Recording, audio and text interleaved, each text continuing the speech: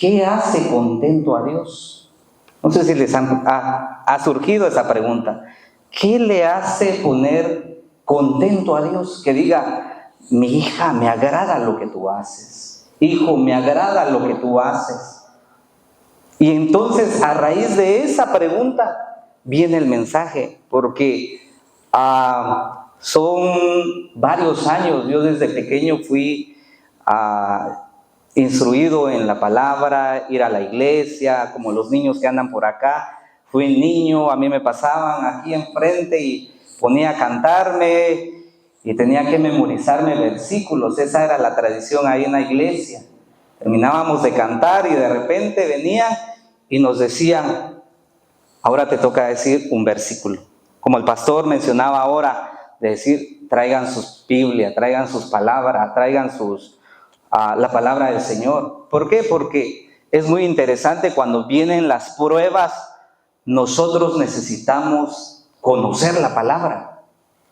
Cuando Jesús fue confrontado por Satanás, Él usó la palabra.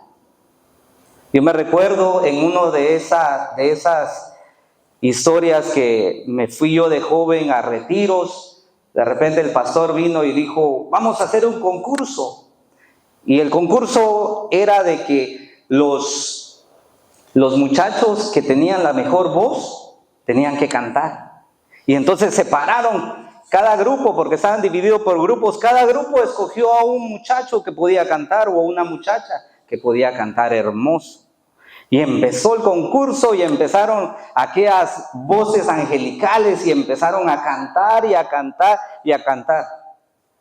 Entonces ya el pastor vino y dijo, ok, tengo dos personas que ganaron. Y por último les dijo, ok, ahora el que va a ganar va a ser el que pueda cantar una alabanza que no exista.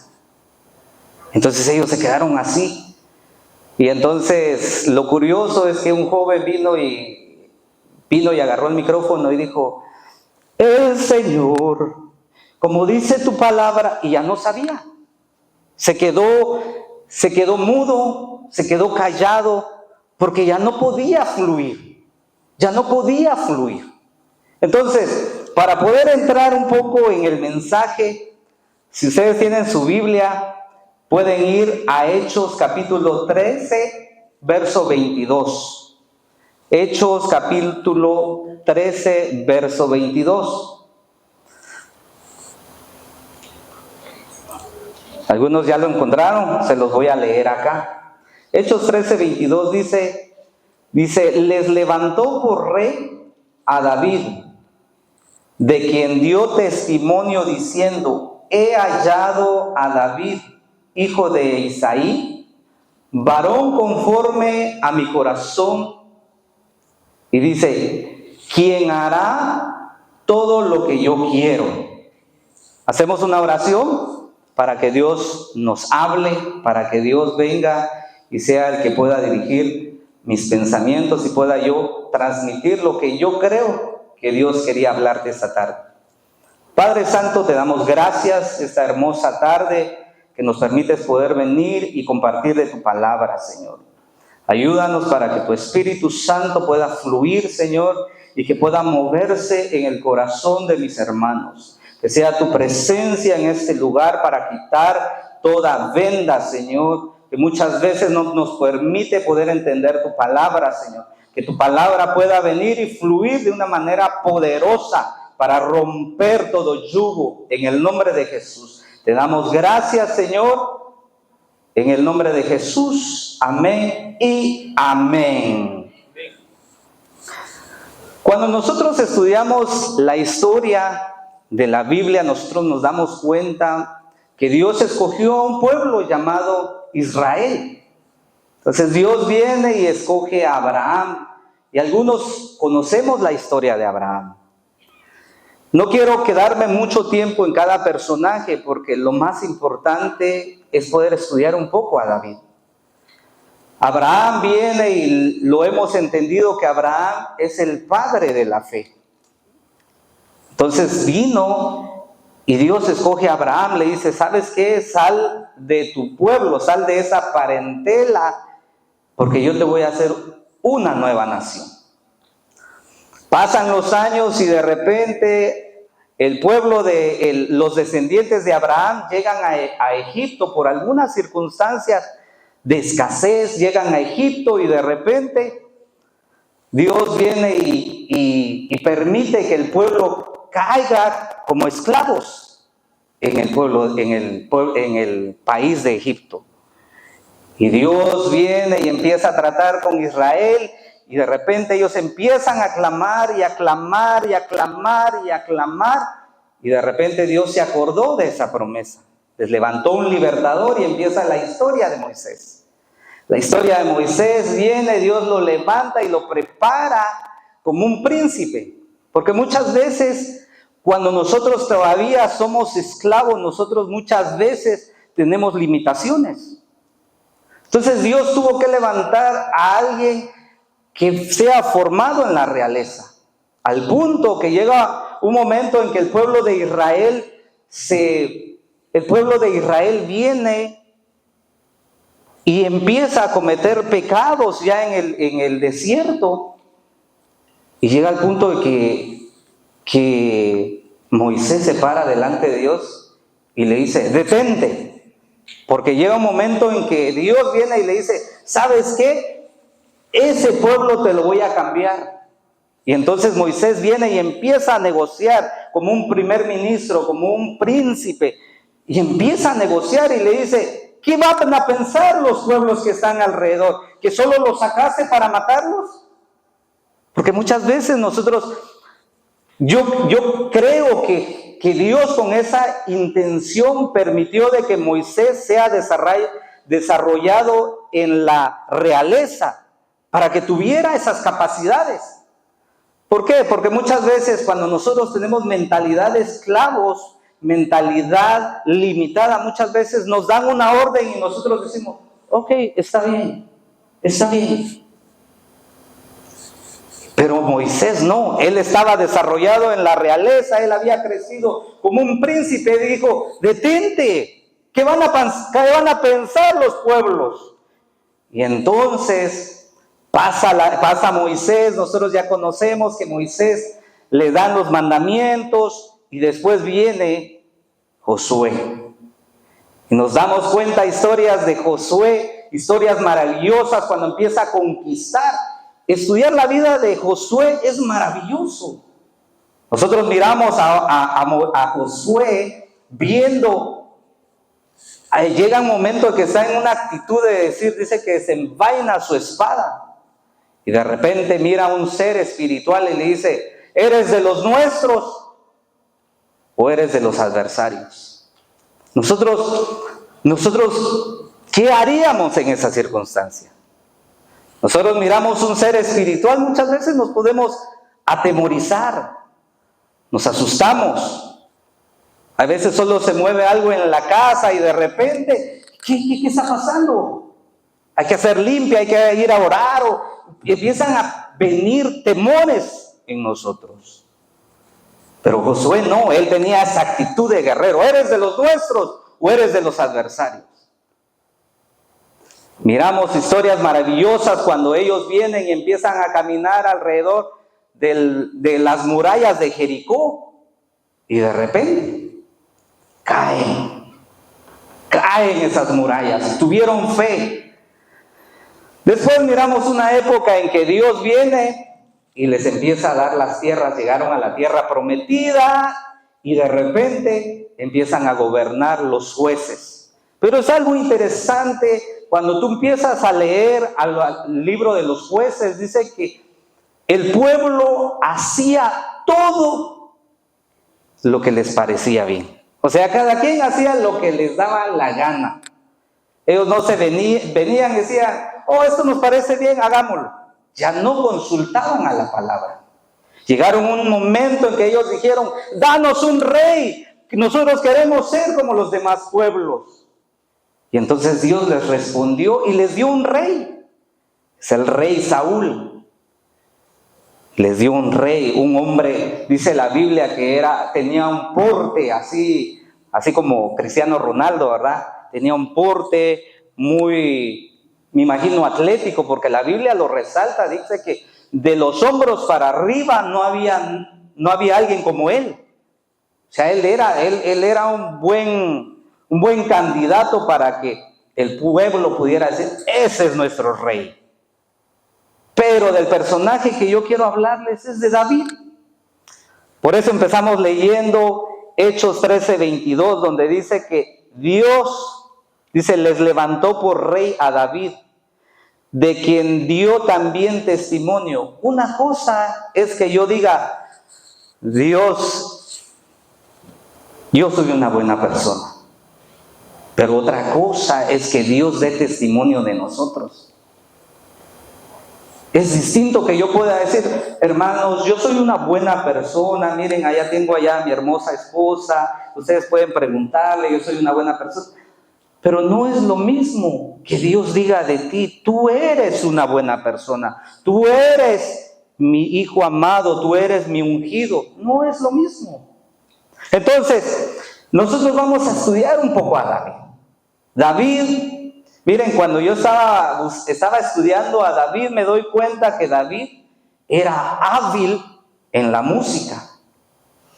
Dice que él venía. Es más, a mí cuando me llama la atención, cuando dice que David iba a tocar con el rey Saúl. O sea, estamos hablando de la realeza.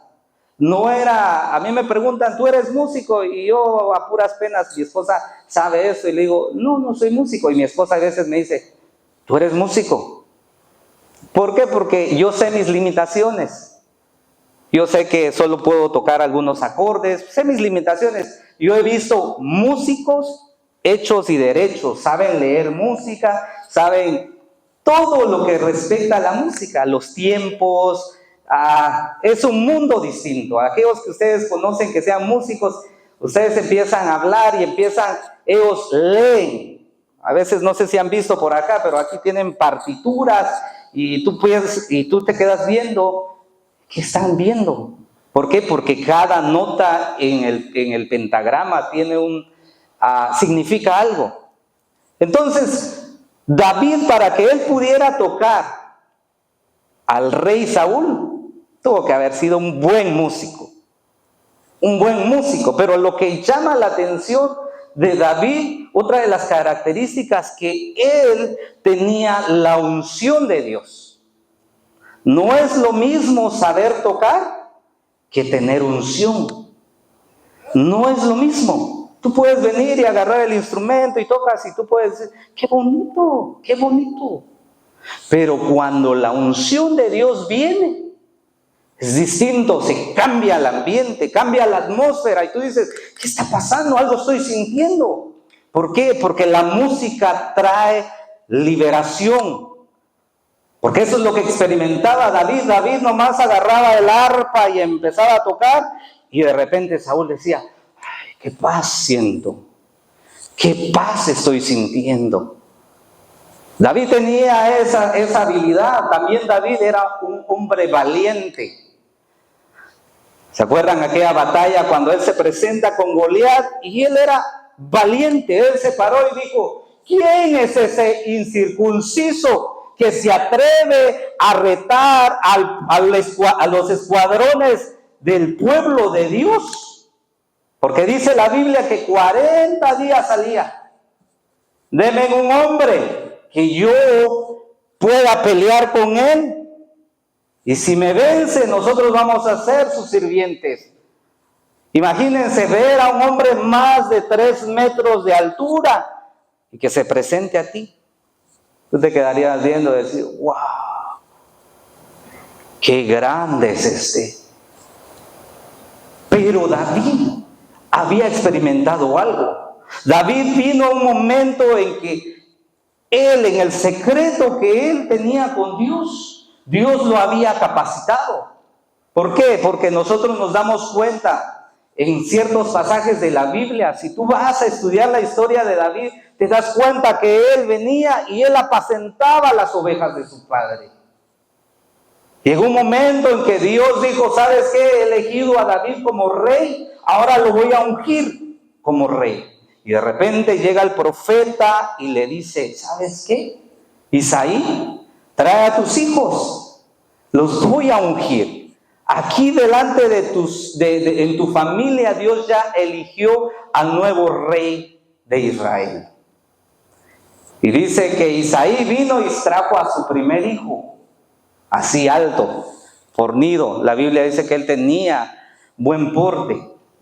Y de repente dice que el profeta estaba a punto de así, porque en la antigüedad agarraban aceite para poder ungir a los reyes. Dice que el profeta estaba a punto de ungir al rey. Y de repente Dios le habló y le dijo, no es él. ¿Por qué razón? Porque Dios no mira como nosotros miramos. Nosotros muchas veces miramos la apariencia. Muchas veces nosotros nos damos cuenta de decir y decimos muchas veces, ¿qué me puede enseñar esa persona? ¿Qué me puede decir esta persona? Y yo conozco la Biblia desde Génesis hasta Apocalipsis. ¿Qué me puede enseñar esa persona? Muchas veces nosotros tenemos esa actitud. Entonces viene el profeta Samuel y le dice, ¿sabes qué? No es él. ¿Qué diríamos en nuestro tiempo? Porque nosotros conocemos la palabra. Oh, ese profeta dijo una palabra y no se cumplió. Entonces no es un verdadero profeta. Eso es lo que nosotros diríamos. La Biblia registra que se apareció el segundo hijo de Isaí y lo estaba por ungir. Y de repente el Espíritu le dijo, no es él. Y así sucesivamente se equivocó 7 veces, porque no era ninguno de los que estaban ahí. Y ya tuvo que decirle el profeta Samuel a Isaí, Isaí, ¿no tienes otro hijo ahí? Porque Dios me dice que no es ninguno de estos. Entonces ahí es cuando nosotros deducimos el Salmo 51, donde él viene y dice, en pecado me concibió mi madre. Algunos estudiosos dicen que David era un hijo bastardo de Isaí. Son palabras fuertes. Por eso es que muchas veces a él no lo incluían en la familia. Por eso a él venían y le decían, ¿qué labor le vamos a dar? Que vaya a cuidar las ovejas. Y allá se iba con las ovejas. Entonces cuando nosotros conocemos la característica de David de ser un hombre valiente, es porque allá donde estaba marginado, él ahí es donde empezó a conocer a Dios. Empezó a conocer que ese Dios no mira como nosotros miramos. Él empezó a cantarle, empezó a adorarle, empezó a conocer que en medio de la adoración, Dios empezaba a habilitar. ¿Para qué? Para esa preparación que lo iban a llevar a formar como un rey. El conocer la historia de David, nosotros la hemos visto en películas. Nos las han narrado en las escuelas dominicales. Yo tengo una niña de 3 años y todos los días me dice, cuéntame una historia, léeme este libro. Y tengo que ir a leer un libro. Y de repente ahorita está empeñada en que le lea siempre su Biblia. Y de repente empezamos a leer y me dice, cuéntame otra vez esa historia. Cuéntame otra vez esa historia. Entonces muchas veces nosotros empezamos a recordarnos, y yo precisamente estaba meditando en la historia de David. ¿Por qué? Porque él tenía habilidades como ser valiente. Él era una persona de guerra. Él no se quedaba callado. Cuando tiene la batalla con Goliat, él no se quedó callado. Y hay veces muchas veces nos quedamos callados ante las dificultades. ¿Saben por qué? Porque a veces no conocemos su palabra. A veces nosotros venimos y decimos, a mí me pasaba y me pasa todavía, porque de repente mi pastor hace varios años venía y él tenía una dinámica y decía, ok, ahora, ¿quién me busca este pasaje? Y todos andábamos buscando. Y de repente nos dijo una vez un libro que no existía y todos andábamos buscando ese libro y no existía. Pero se dio cuenta que nosotros no conocíamos la palabra. Entonces, David conocía la palabra. Entonces, yo quisiera avanzar. Me he quedado nada más en la introducción del mensaje. Nosotros, ¿qué podemos aprender de David? Para que nosotros podamos tener ese testimonio de que Dios diga: he hallado a David, hijo de Isaí, conforme a mi corazón. ¿Qué hizo David para ser conforme al corazón de Dios? Y yo te quiero hablar de 4 aspectos. El primero es que David tenía una fe absoluta en Dios. David venía y decía: ¿sabes qué? Mi confianza está en Dios. Al punto que él, cuando fue ungido como rey, él no recibió el reino en ese momento. Pasaron años. ¿No te ha pasado que a veces el pastor te dice: pasen, hermanos, voy a ungir por ustedes? Y tú dices: gracias, gracias. Y de repente pasas y tu realidad es la misma. Vas, consumes las mismas pastillas porque estás enfermo, porque estás enferma. Vas y tienes los mismos problemas en tu casa y tú dices: pero si acaban de ungirme, me dieron una palabra que yo voy a ser un hombre fuerte, que yo voy a ser una persona próspera. Me acaban de dar esa palabra, pero miro mi realidad y sigue siendo igual. David tenía una confianza. Tú me ungiste como rey y yo te voy a creer. Y él siguió creyendo. Después de que él había sido ungido como rey, él siguió haciendo sus labores. ¿Qué palabra Dios te ha dado? Recuerda, porque Dios ha sido tan bueno que siempre y en algún momento ya te dio una palabra y que tú puedas decir: me voy a agarrar de esa palabra, voy a creer que tú vas a hacer ese milagro. Yo no sé qué dificultades tengas en tu familia, yo no sé qué dificultades tengas en tu matrimonio, yo no sé, pero Él lo sabe. Y Él me dijo que te dijera que tuvieras una fe así como David, una fe que pueda decir: Dios está de mi lado. Dios me dijo que mi familia y yo vamos a servir al Señor. Eso es lo que me dijo. Fe absoluta en Dios. David confió en Dios cuando tuvo la pelea con Goliat. David no dependía de sus fuerzas. David siempre dependió de la fidelidad de Dios. Por eso es hermoso cuando estábamos escuchando: tu fidelidad es grande. Dios siempre es fiel. Llega a tiempo, no a tu tiempo, porque a veces nosotros queremos hacer las cosas rápido. Nosotros queremos que las cosas sucedan ya. Y a veces Dios dice: no, tranquilo, necesito seguir tratando con tu corazón. Entonces, otro aspecto que nosotros podemos aprender de David es que él amaba la palabra de Dios. Según Salmo 119, 47 dice: me regocijaré en tus mandamientos, los cuales he amado. Salmo 119, 47. Eso en otra versión dice: me alegraré. Porque eso es lo bonito, cuando tú empiezas a estudiar la palabra, hay veces, hay traducciones, porque nosotros somos así, hay veces queremos: ese teléfono ya no tiene las mismas funciones que tiene el nuevo teléfono, y queremos tener las cosas nuevas, queremos tener las cosas que tienen nuevas innovaciones, nueva tecnología, muchas veces. Pero ¿te ha pasado que cuando tú amas la palabra, tú dices: yo no entendí ese versículo? Y te compras otra Biblia y una versión.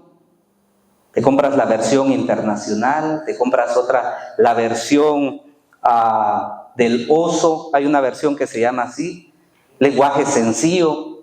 Hay cosas que tú puedes leer la palabra y decir: yo no la entiendo. Yo no entiendo ¿qué es lo que me quiere decir Dios acá? Pero cuando tú empiezas a estudiar la palabra, dices, porque aquí este salmo dice, 119:47, dice, me regocijaré.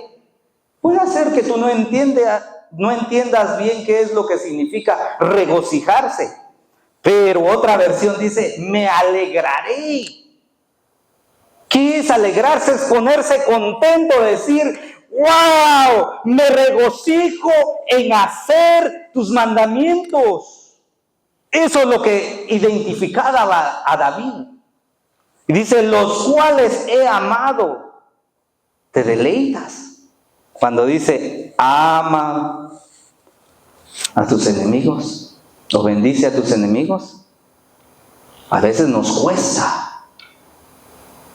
Entonces, David amaba la palabra de Dios. David meditaba y se deleitaba en la palabra. David quizás estaba ya cuidando las ovejas y de repente se ponía, el Señor es mi pastor, nada me faltará, porque son salmos. O quizás David venía y decía, porque algunos estudiosos dicen que cuando David escribió aquel salmo que dice, en paz me acostaré y asimismo dormiré, porque solo tú me haces vivir confiado. Dicen algunos estudiosos, dicen que David escribió ese salmo cuando estaba en guerra. Yo no sé si David estaba acostado y pasaban las flechas. Y diría, en paz me acostaré y asimismo dormiré. David nos enseña eso. Otra actitud que tenía David era que tenía un corazón agradecido. Salmo 103, verso 1 dice, bendice alma mía a Jehová y bendiga todo mi ser su santo nombre. Eso es lo que tenía David. Él era agradecido. En todas las etapas de su vida, David agradecía a Dios. Y hemos aprendido que él tenía una fe absoluta en Dios. Él tenía ese amor por la palabra de Dios. Y cuarto punto, es que él tenía un arrepentimiento genuino. Yo sé que en alguna de esas características de David te puedes tú identificar. Hablar de David, podríamos hablar en distintos aspectos. Nosotros podríamos hablar de la vida de David cuando él asume el reino. Podríamos hablar de los hijos de David. Hay mucha enseñanza en la vida de David. Pero otra de las cosas que David tenía es un genuino arrepentimiento. Samuel 12:13 dice, pequé contra Jehová. Él vino y reconoce. Ustedes se acordarán de esa historia cuando el profeta Natán viene y lo confronta de su pecado. Y le dice, sí, yo pequé contra Jehová. ¿Qué pasaría si Dios nos confrontara en las cosas malas que estuviéramos haciendo? Tuviéramos esa actitud de decir, sí, Señor, yo la regué, yo fallé, yo cometí ese error. ¿Tendríamos esa actitud en nuestro corazón? Mateo 3:8 dice, por tanto, dad frutos de arrepentimiento. El arrepentimiento tiene frutos. Yo quisiera leer contigo, si pudieras leer Salmo 51. Porque Salmo 51 es una oración descarnada de David. Yo la escribí aquí la quise tener en un lenguaje que nosotros pudiéramos entender tan fácil. Y mientras yo meditaba, me di cuenta de este salmo, Salmo 51. Si ustedes lo encontraron ahí, lo pueden leer. Pero yo se los voy a leer como lo tengo acá. Dice, Dios mío, ten compasión de mí. Por tu gran amor y tu inmensidad bondad, borra mis pecados. Levántame, quítame toda mi maldad y pecado. Yo que soy un rebelde y siempre tengo presente mi pecado. Yo sé que soy un rebelde y siempre tengo presente mi pecado. Contra ti y solo contra ti he pecado. He hecho lo malo delante de tus ojos. Tienes toda la razón al juzgarme. No puedo alegar inocencia. Tú quieres que yo sea sincero, que tenga sabiduría en lo más profundo de mi ser. Límpiame, quítame la mancha del pecado y quedaré puro, más blanco que la nieve. Si tú tienes tiempo, medita en ese salmo, porque David descarnadamente viene y le dice, estoy arrepentido. Algunos estudiosos dicen que este Salmo 51 lo escribió cuando él había pecado. David no encubrió su pecado. Él vino y lo expuso, lo confesó. Dios no busca perfección en ti ni en mí. Dios busca corazones que nos arrepentamos y nos volvamos a Él. No tengas temor de venir con Él. Acércate. A veces nosotros, cuando hemos estudiado la vida de Pedro y la vida de Judas, Pedro negó al Señor. Y la diferencia en el pecado de Pedro y Judas es de que uno corrió hacia Jesús y alcanzó misericordia. El otro no, él se alejó. Entonces, muchas veces nosotros podemos aprender de esas actitudes de David. Ya con eso yo concluyo.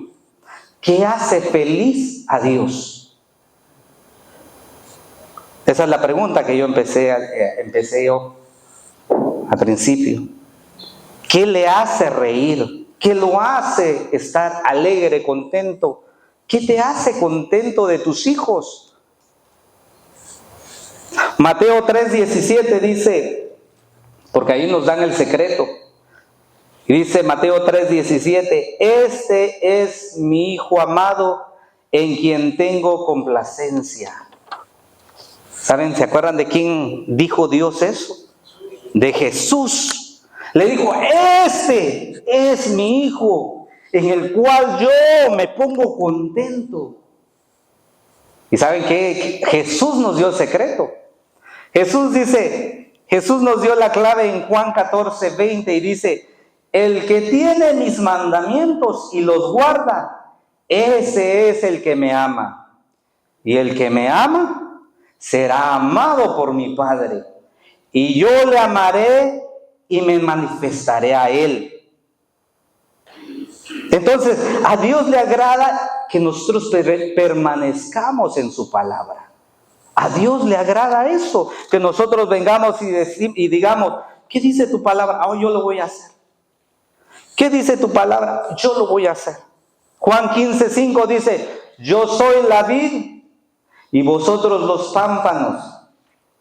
El que permanece en mí y yo en él, ese lleva mucho fruto, porque separados de mí, nada podemos hacer. Si permanecemos en Cristo, Dios también dirá de nosotros, este es mi Hijo, esta es mi hija amada en el cual yo me deleito, yo me pongo contento, me pongo alegre. ¿No te ha pasado que de repente tú haces alguna obra por alguien y hasta sientes la satisfacción de poder haber hecho algo distinto? Yo hace unos días estaba con mi esposa, fuimos a comprar algunas cosas en el supermercado y de repente se va ella y mi hija a comprar las cosas del supermercado y nos quedamos con el bebé en el carro. Y de repente tomo la decisión, la llave del carro ya no tiene batería, me meto a uno de esos lugares donde venden batería y de repente pido la batería. Yo no sé qué vio la muchacha en mí y me dice, no es nada, no me pagues. ¿Verdad que resulta raro eso?